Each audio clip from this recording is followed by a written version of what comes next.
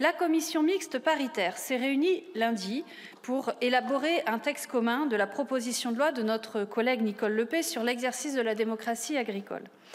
Titre que nos collègues sénateurs, parce qu'ils le jugeaient sans doute un peu trop ambitieux au regard des dispositions proposées, ont souhaité préciser. Donc il s'agit maintenant d'une proposition de loi qui porte diverses mesures visant à adapter le fonctionnement des instances de gouvernance des chambres d'agriculture et de la mutualité sociale agricole. Notre commission des affaires économiques l'a examiné dès le 11 décembre dernier, sans gouvernement donc, car les élections des chambres d'agriculture étaient imminentes.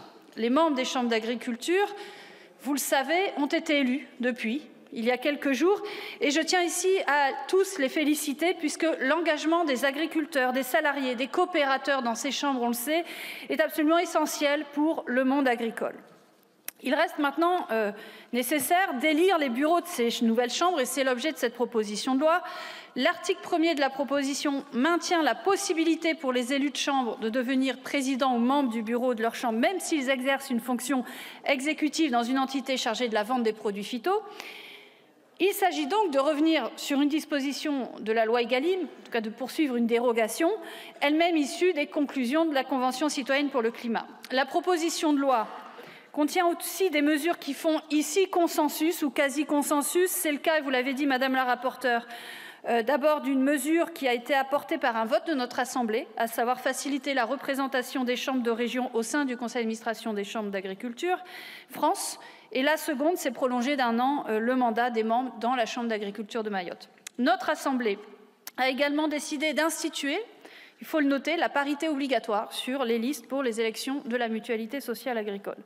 Notre Assemblée a donc ajouté 5 nouveaux articles à la proposition de loi de Madame Le Peih, portant ainsi à 8 le nombre d'articles. Le Sénat a quant à lui adopté conforme 6 d'entre eux, ce qui fait qu'en CMP, nous n'avons examiné que 2 articles. On s'est entendu sur la version du Sénat pour supprimer l'article inter, c'est-à-dire un rapport qui porte sur le mode de scrutin des membres des chambres. Et l'article 2 est, lui, modifié puisqu'il maintient l'obligation d'être à jour de ses cotisations pour être candidat aux instances de gouvernance de la MSA. Madame la ministre, Madame la rapporteure, mes chers collègues, ce texte a désormais un titre qui, à mon avis, reflète mieux son objet, qui est en fait relativement ciblé.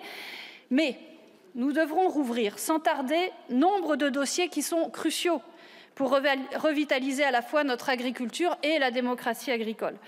Je ne reviens pas, ou très brièvement, sur les difficultés pour les agriculteurs tout simplement de vivre de leur travail.